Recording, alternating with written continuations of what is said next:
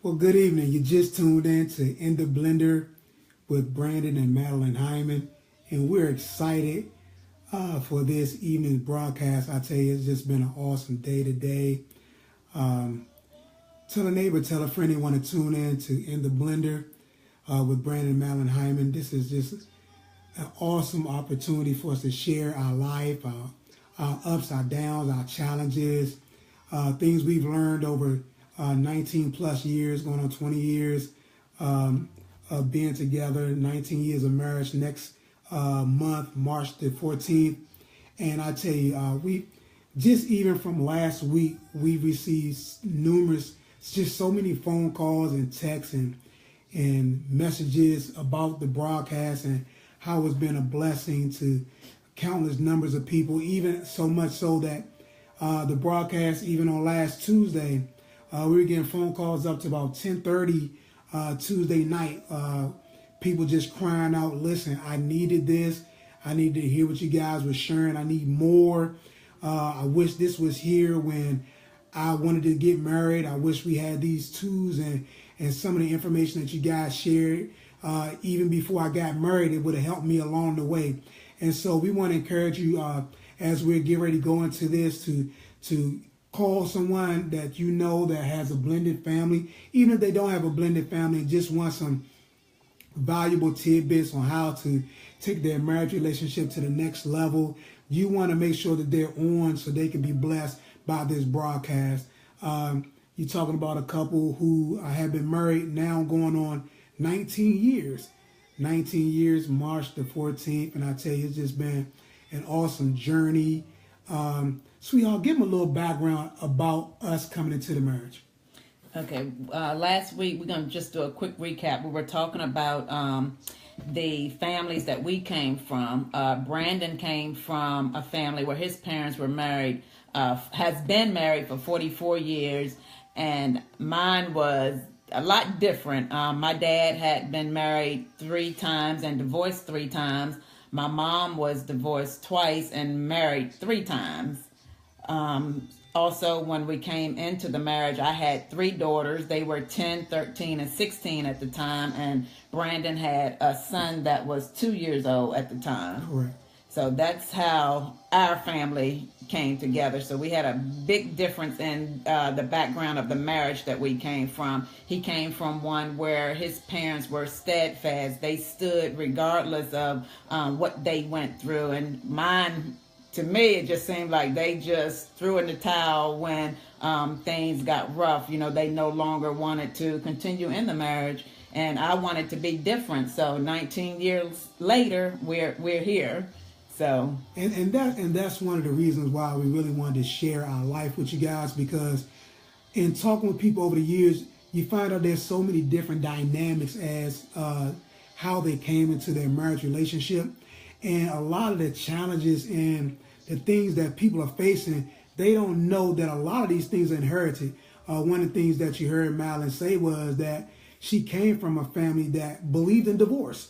And let me make this clear. We both are 2 individuals that have been divorced before. And so we understand the pain that's associated with divorce. But we believed and we declared war on divorce when we got together. And in spite of everything that we face and the challenges that we've dealt with, we remain steadfast. We remain steadfast not only in our faith, but also in our marriage. And we decided from day one that there was nothing that we were going to encounter that was going to make us separate ourselves from not only the love of God, but from the love of each other. And so we just want to encourage those that even facing challenges right now, that you can know that because He lives, that we can face tomorrow. And most times, and I like to say that because a lot of times we try to do things in our own strength. But the great thing, the great connector between the two of us has been our faith. And the Bible says that this is the victory that overcometh the world, even your faith.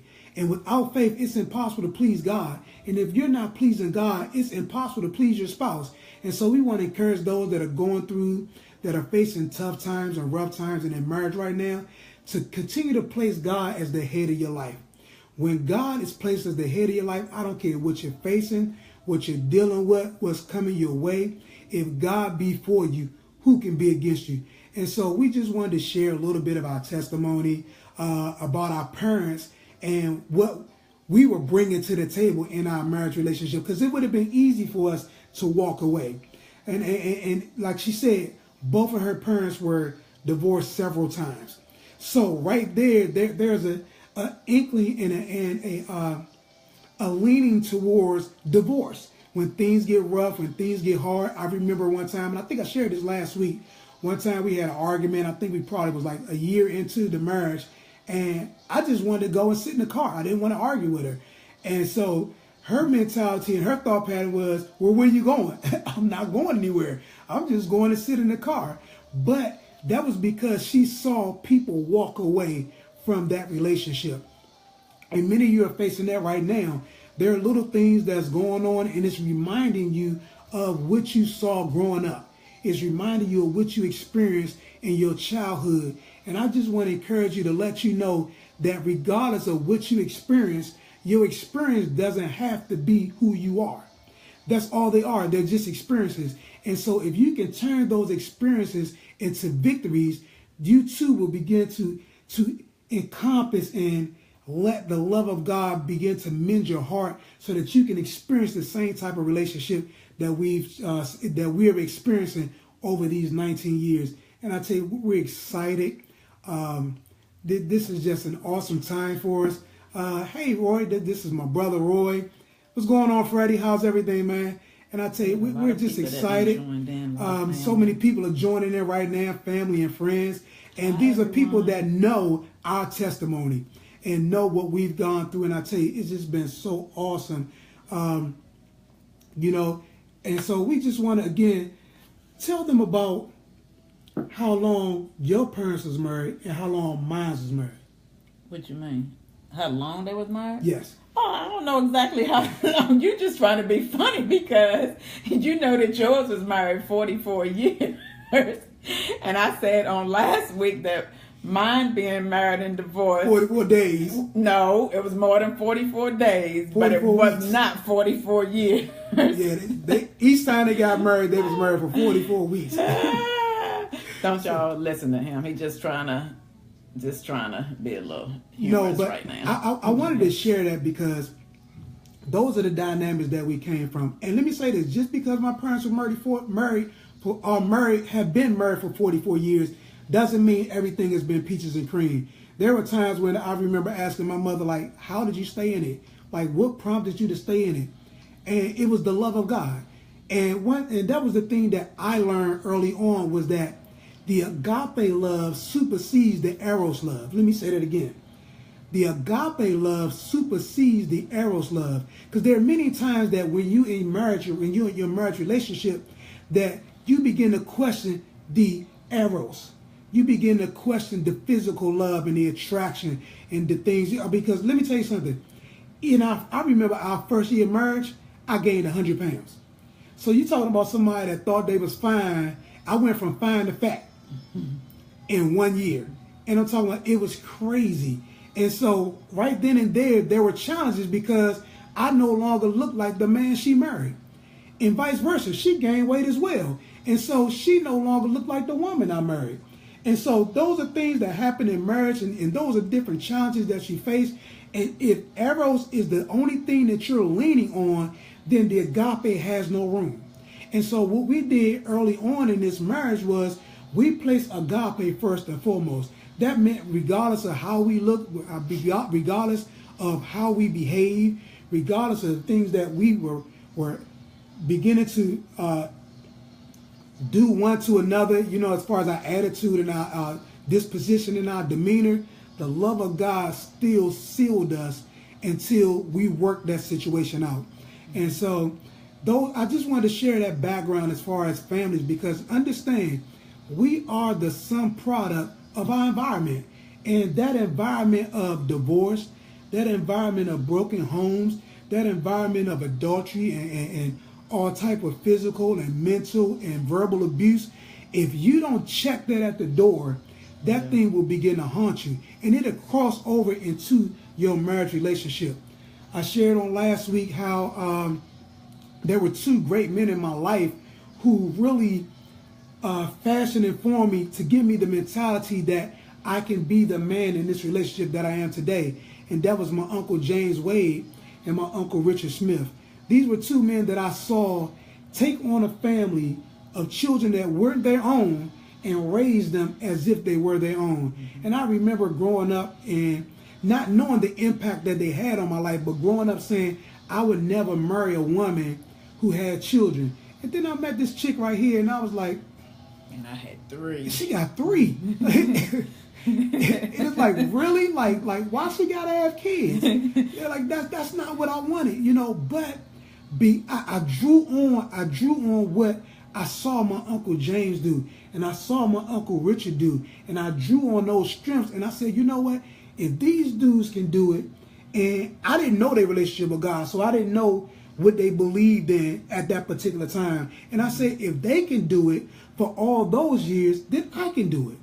Because the greater one resided on the inside of me. And when that thing settled on the inside of me, it was no way I was going to let her go. I didn't care. She had 6 kids. It was no way I was letting this one go. And so because of that, you know, you heard me say on last week, I never called my daughters stepdaughters. They would never be called stepdaughters because this is not my stepwife. And so a buddy of mine, it kind of blew his mind when I said that, because right there, you're going into a relationship already in divide. Mm-hmm. And many people don't understand that concept. When you begin to say step, then what you're saying is we're in relationship, but we're really not in relationship. And so what I did was, when we decided to get married, immediately they just became my daughters. And they're so much my daughters that it's funny, because when people see us, they see the similarities. Did I say that? Did I say that right? Even when people see us now, they see the similarities.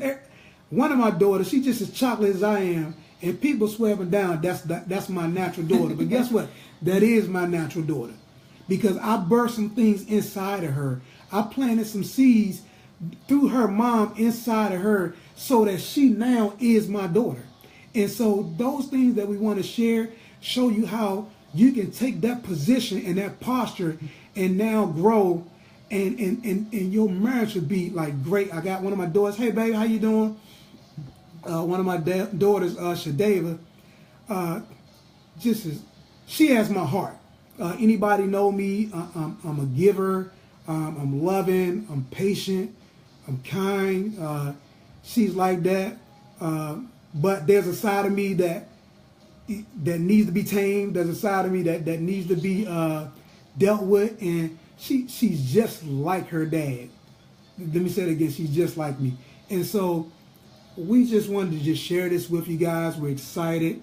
Tonight we're going to talk about some of the statistics that we found as far as blended families, because we want to lay some groundwork as we go into these broadcasts, these future broadcasts, because these things are going to help you to really understand what you're dealing with and what you need to take this relationship to that next level, that next dimension.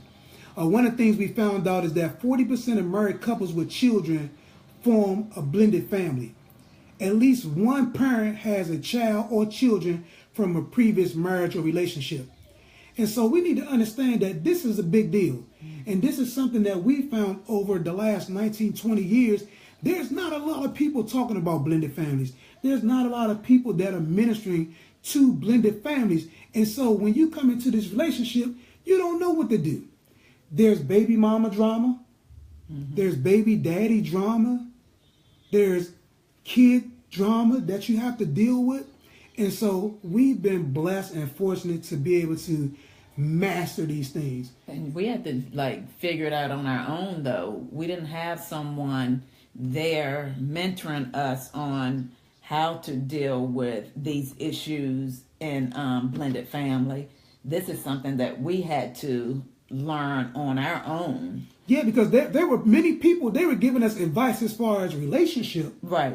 But they wasn't giving us advice as far as a blended family. So we didn't know coming into it how to really deal with the baby mama drama. And let me say this. We had baby mama drama for 19 years. I'm talking about some serious drama. But I purpose in my heart that it wouldn't be drama as we know drama. Now, there were things that came up. There were things that we dealt with. But let me say this. I set myself so strongly in this relationship that my wife could tell you, in 19 years, I never argued with my son's mother. Not one time. And that's crazy because we've argued, and I didn't even argue with my son's mother. And she would say, and I wanted him to. I be sitting back mad like, wait a minute, you'll say whatever to me, but you letting this chick say whatever to you on the phone. But I understand now. Exactly. You know? Because I wouldn't give her that power. I wouldn't relinquish that power to her. And once I really understood relinquishing that power, then I would no longer relinquish that power even to my wife. But that was one thing going into it. I wouldn't argue with my son's mother. I wouldn't give her the time of day as far as that was concerned. Whenever she got out of line or whenever she lost her place, as far as I was concerned, her place should have been, I shut it down. Listen, I'll talk to you, you know what I'm saying, when you calm yourself down, when you get things together, then we could conversate.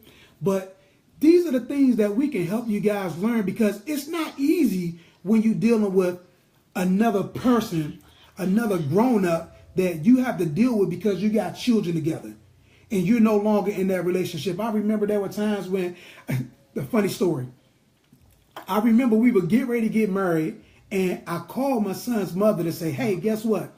I'm getting married again. And I remember her saying, no, you're not. And I'm like, oh, yes, I am. And she was like, oh, no, you're not. And we kind of had that little dialogue for about a minute. And then I realized I didn't have to have that dialogue with her. And the funny thing was, she really believed that I wasn't going to get married again. And here we are 19 years later. And I tell you, it's just been a joy. It's been a pleasure. It's been a privilege. It's been an honor. This woman here has blessed my life tremendously. And it takes a lot to deal with me. It takes a lot. It takes a lot. I'm a very, very special person. Very special. Very special.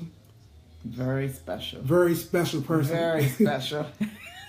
I think they got it. I hope you got it, because I'm a very special person. And I tell you, she's just been there from day one. She's been a support. She's been an encourager. And even one of my daughters talking about, yes, it does. And so, your mama. And so, you know, I'm a very special person. But, you know, I thank God for this woman here because she's stuck in there with me through the ups and downs, times when I couldn't tell my head from my tail. And I tell you, it's just been awesome. So there are a lot of things that we've learned over the years. Another statistic that we found out was that there's 100 million Americans that have blended families. So understand this, you're not alone. And a lot of times we feel like we're alone, and it's just because there's nobody really addressing what we deal with. Like I said, for 19 years, I dealt with baby mama drama. And I'm talking about things where even when my son was growing up, I didn't even know where he was. And so we're transparent. So I'm just sharing with you guys what we dealt with and how it has molded us and made us the individuals that we are. You're talking about somebody that for at least about 10 years didn't even know where my son was at. That within itself is amazing. And me and my son had one of the best relationships there is, as far as a father and son there is today. But that's because I just believe God. You know, every day I would pray and intercede on his behalf. Every day I would lift him up to God. You know, and God even promised me, even when he was a child, even when he was a baby, that he would be protected. And so I just believe God that regardless of what they were dealing with and what he was dealing with as a child, that everything was going to be okay with him. And now, you know, that's my man, that's my ace boon coon, that's my buddy. And but those were the things that we dealt with. And so it's amazing as a blended family that you can deal with so much and still come out on top. Mm-hmm. I mean, really. And so, again, there are 100 million Americans that have blended families in America. So we just need to let you know that you're not by yourself. You're not on this alone. And not only that, approximately 1 out of 3, one third of all weddings today form blended families. 1/3. So we are minority. We are it. And for as many blended families that there are, there's not enough information or enough people talking about how to be successful in blended families. Exactly. What do you do? What do you do when there's one system? And I got this from my past. I gotta give him a shout out, Dr. Michael A. Freeman.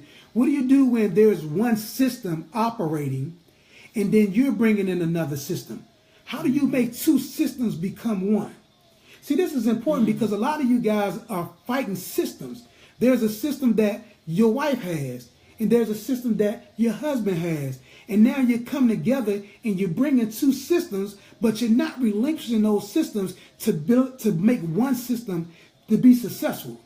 And that's a tug of war. Many of you were growing up and played tug of war, and you try to see who was the strongest, and that's why you're not succeeding in your marriage relationship. In this blender is because you're trying to let your taste or your flavor or your system be the stronger system. And one thing that we had to learn was we had to submit ourselves to each other's system. And let me tell you something, it's not an easy thing, but it's easy when you place God as the head of that system. And one thing we want to do, we wanted to be successful. Because like my wife said, she comes from marriages that weren't successful. And so she comes from parents that had unsuccessful marriages, let me say it that way.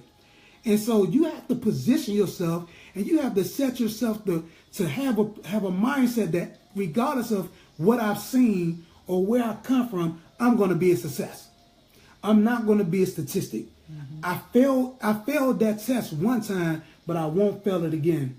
And so we work this system, we work this submission system with each other to the degree where it don't matter whose idea it is or whose thought it is or whose way it is. If it works, it works. And so we wanted to drop that nugget to you guys, those tidbits. But we also wanted to share a couple of do's and don'ts. Some of the do's we found out to be a success is find effective ways to get to know the child or the children.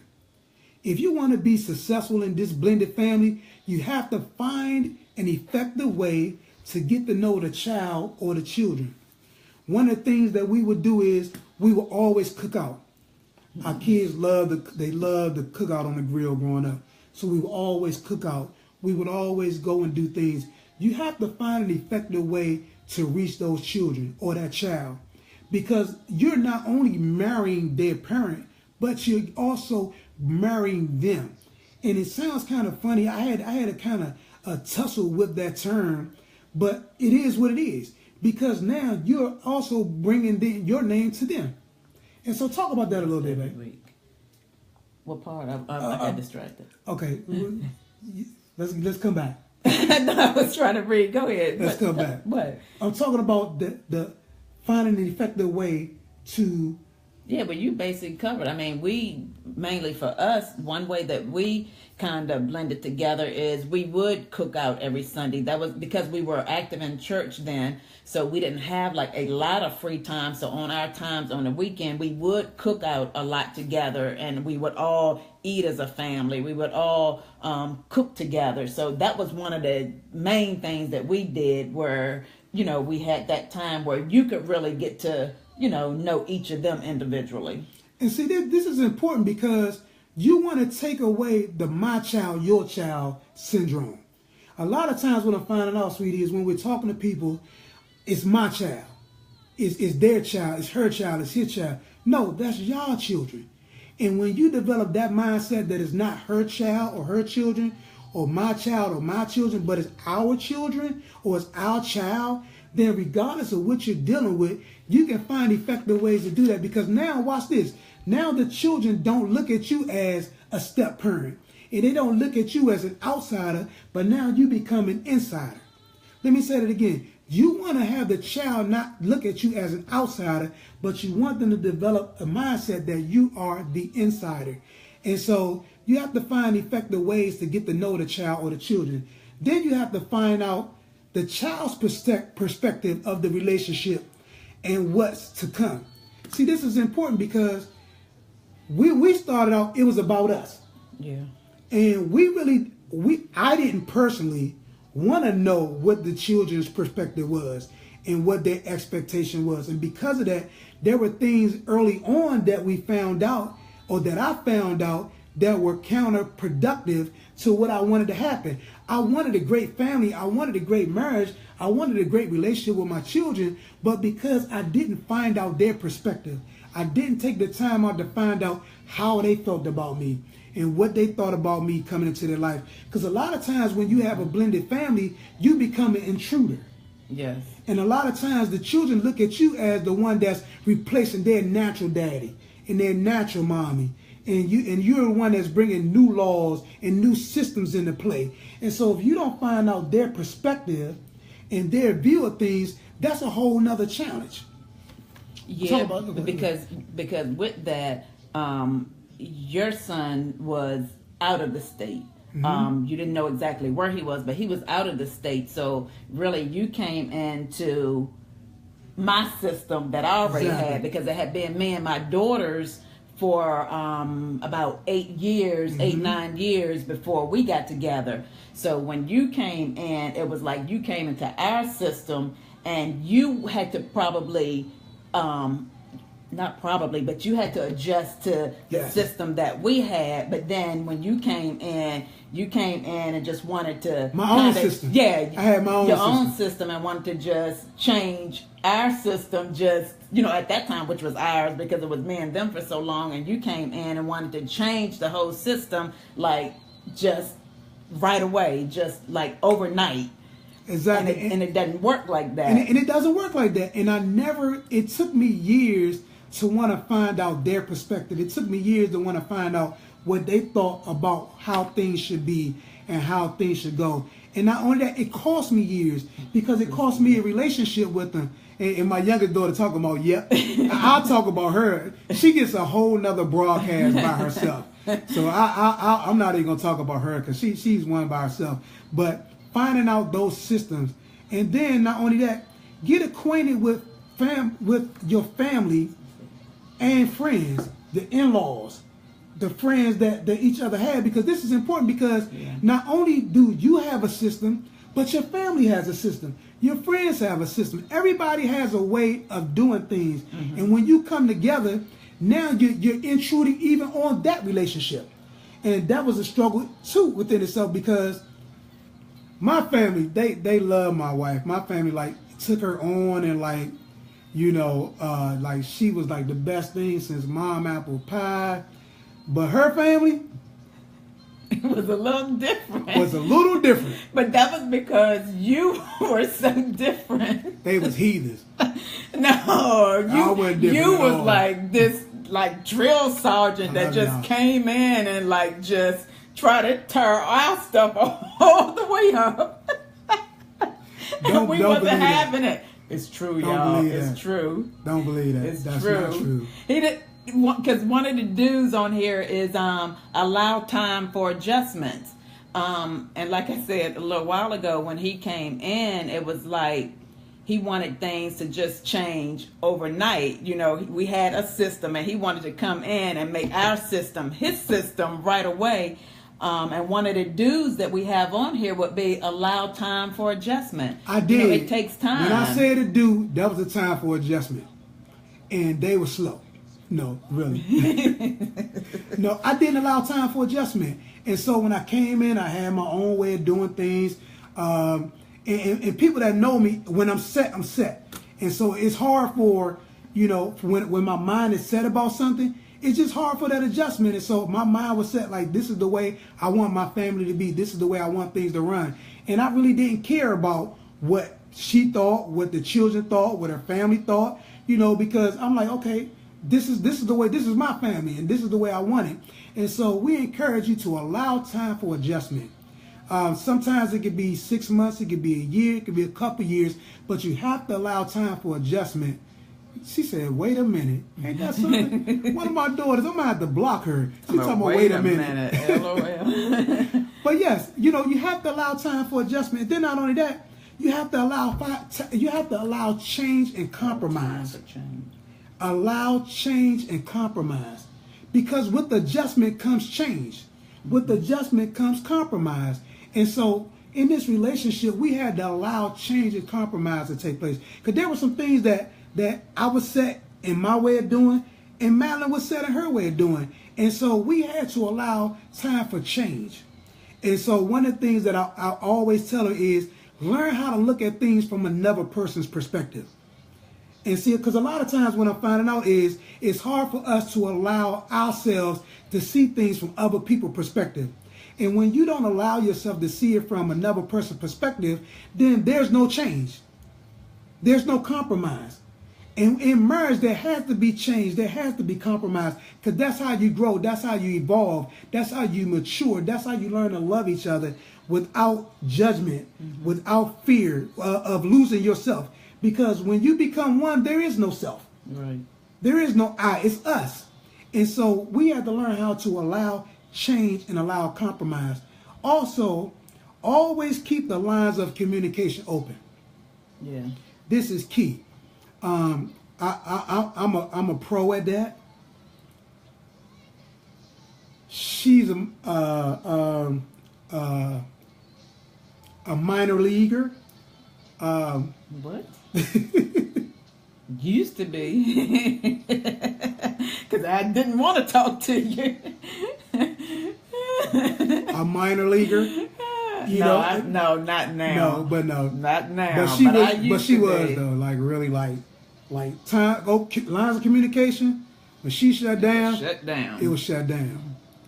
She was shut down and it was shut down. And so we had to work on keeping those lines of communication open. And not just with us, with us and the kids as well. You know, everybody, the whole family. Exactly. You know what I'm saying? But in specifically us. You know what I'm saying? We had to first learn how to keep the line of communications open with each other. Because this is important, because there are things that you're not going to agree on. You're not going to see eye to eye on everything. And so if you don't keep those lines of communications open, regardless of how much you say you love each other, inevitably you're going to fail at this thing. Because communication is key. There were times where I remember, like, you're going to go a week and still, not say anything? Come on now, we can't do this. And so we had to work on these lines of communications. Listen, there's so much we want to share, but we're out of time. Yeah, we don't want to we don't want to belabor this. We just want to invite you and encourage you to tune in next Tuesday at 7:30, because we're going to talk about the don'ts. We talked about some of the do's, but now we're going to talk about some of the don'ts. Yeah, and that was just like some of the do's. That's not even touching the surface, but it's enough. But these are key do's. Those are, those were key do's to be successful in this, especially coming into a marriage. Exactly, and so a blended family. But they're good tips for marriage as well. Right. But next week we're going to talk about some of the don'ts. So we want to thank you all for joining us. I tell you, this has been an exciting time. It's been a blessing. It's just been encouraging to us as we've been just preparing to talk with you guys and just sharing our lives with you. It's important to know that you're not the only person that is going through this or that have gone through this. You're not the only person that have faced this. But know that if God be for you, He's more than the world against you. And so we love you guys. We appreciate you. And we just want them to just keep tuning in, keep sharing the video so we can get the word out to, many people that need to hear it. So keep sharing it on your Facebook pages and keep tuning in on Tuesdays at 7:30 with us. And just let's keep spreading the word to help someone else. And thank all of you guys for tuning in. We love you all with all of our heart and look forward to seeing you guys on next week. Again, don't forget to share the broadcast. It's been a blessing. We've had hundreds and hundreds of people to really just tell us how much this broadcast has been a blessing to them. So we want to encourage each and every person that's watching this to share this message. We want to take this thing across the globe. As you see behind us, there's a picture of a globe. God showed us some things as far as this marriage and as far as this ministry. And we want to be a blessing not only to the body of Christ, but to the community at large. So we love you guys. We thank you for tuning in. Until next week, next Tuesday at 7:30, same time, same bat station. We love you guys. God bless. Love you.